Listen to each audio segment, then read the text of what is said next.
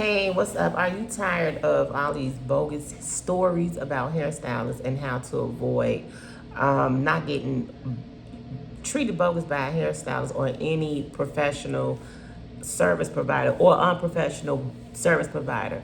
What I want to tell you is things to look out for when it comes to booking with anybody. One thing you want to keep in mind is you want to make sure that these people that you are booking with have a website, especially if you, not a website, but a booking, something that they're investing in that they have to pay for to book at. If they're doing stuff through texting and everything, you can't run a business off texting. I know I can't. Some people can. And those are just the precautions that you have to take. It's a 50-50 chance that you sending money to someone you do not know through a text, you can't get your money back. And you just want to have things in place to be able to get a return on your deposit, and also that there is some system in place that before booking that reassures you that everything is going to be okay. If it's too wordy for you, then that might not be the person you want to book with. If it is too much, like this, you don't see no information as far as the address and you're not comfortable with that, do not book with that. If you go to their website or if you try to reach out to them and it's taking them too long to get back in contact with you to book, then you might not want to book with them. If it's too hard to book, chance is a very huge possibility when you get to the appointment, it's going to be situations that occur that may leave a negative experience. You may have a negative experience. I get so perplexed when I see so many stories on social media about how a certain stylist might have done somebody wrong, or it's just the needs that you wanted, what you booked for, were not met. I feel bad, and I hate that our industry is being negatively talked about. But as someone that is in the industry, I just want to give you all a few pointers on what to do. One thing for certain is you want to go with take time out to book your appointment. Don't book on a day with a new stylist that you've never met on a special occasion.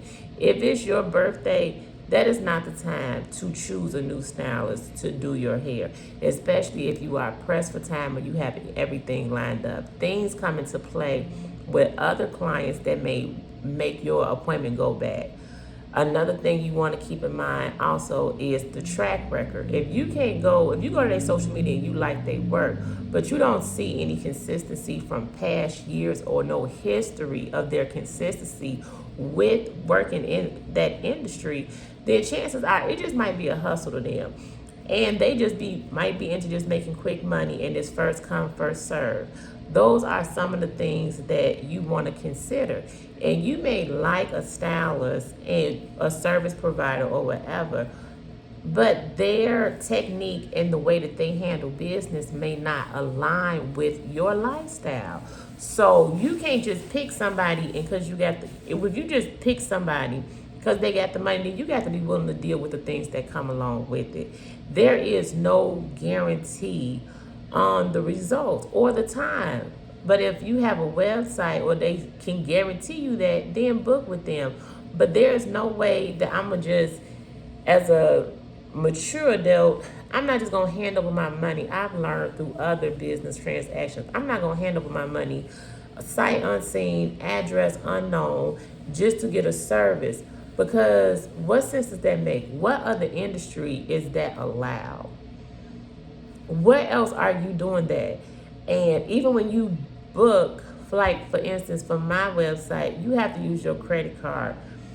If you don't have a credit card or some type of debit card, then you may not be my ideal client. Because at the point that we are in life, everybody should have access to that. I don't do deposits. Why? Because I don't do cash deposits because I don't have time for the math and the account that comes along with that. There's no need for you to pay half up front because By the time your appointment comes, I've been and ate that money up and don't have no account for where it went. So that's why I don't do that. And a lot of times I feel that some hairstylists do certain things based off what's popular when no system has been implemented for them. So they just doing what they doing and it works for them. And there's no,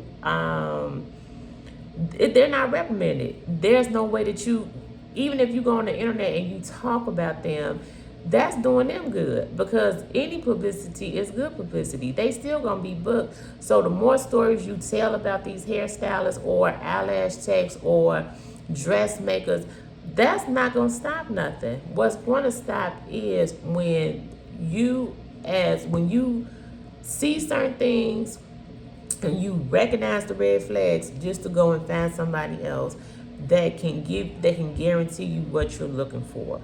Someone that has a proven track record of consistency, and then taking time out to book in advance to get what you want.